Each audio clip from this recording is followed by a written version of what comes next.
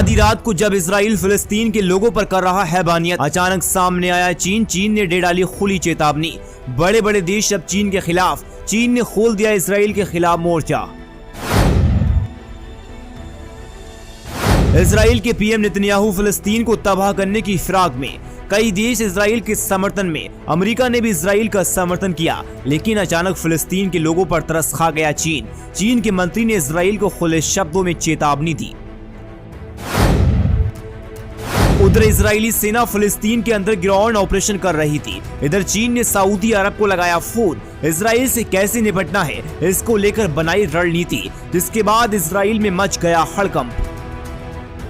Hamas और फिलिस्तीन की जंग रुकने का नाम नहीं ले रही है। इजराइल के पीएम नेतन्याहू इजराइल से ये ऐलान कर चुके हैं कि वो फिलिस्तीन को तबाह कर देंगे, हमास को तबाह कर देंगे। उसके बाद से इजराइल के समर्थन में कई देश खुलकर सामने आए हैं, जिसमें अमेरिका भी शामिल है, भारत भी शामिल है और कई ऐसे बड़े मुल्क हैं जो इजराइल का समर्थन कर रहे हैं। लेकिन अभी तक फिलिस्तीन के समर्थन में कुल 2 देश आए हैं, जिसमें सऊदी अरब, ईरान भी शामिल है। लेकिन सऊदी अरब के बाद अब चीन ने भी खुलकर सामने आ चुका है। चीन के विदेश मंत्रालय ने अचानक सऊदी अरब को फोन लगाकर हमास और इजराइल की लड़ाई को कैसे रुकवाना है, इसको लेकर एक बहुत बड़ी रणनीति बनाई है। इजराइल लगातार बम बरसा रहा है और गाजा में तबाही मचा रखी है। इमारतें जमींदोज में तब्दील हो गई हैं। इस बीच चीन ने इजराइल की कार्रवाई पर सवाल खड़े कर दिए।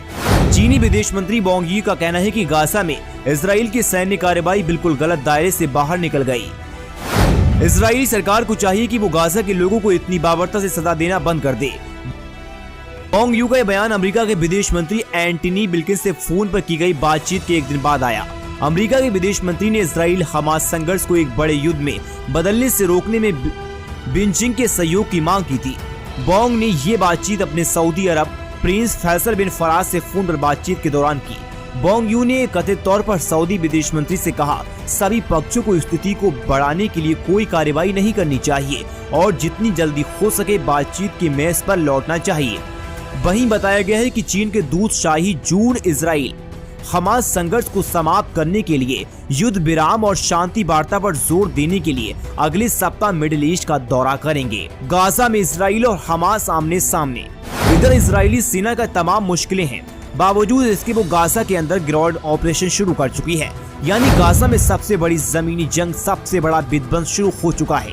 वहीं इजराइल से भिड़ने के लिए हमास ने भी जंगी तेवर अपना लिया। ताबड़तोड़ अंदाज में इजरायली सेना पर हमले किए जा रहे हैं। हमास के लड़ाके इजरायली सेना पर हमला करने के लिए जिस हथियार का इस्तेमाल कर रहे हैं वो एक पाइप बम है, जिसकी मदद से बंकरों के मुहाने से ताबड़तोड़ गोली और रॉकेट लॉन्चर दागे जा रहे हैं।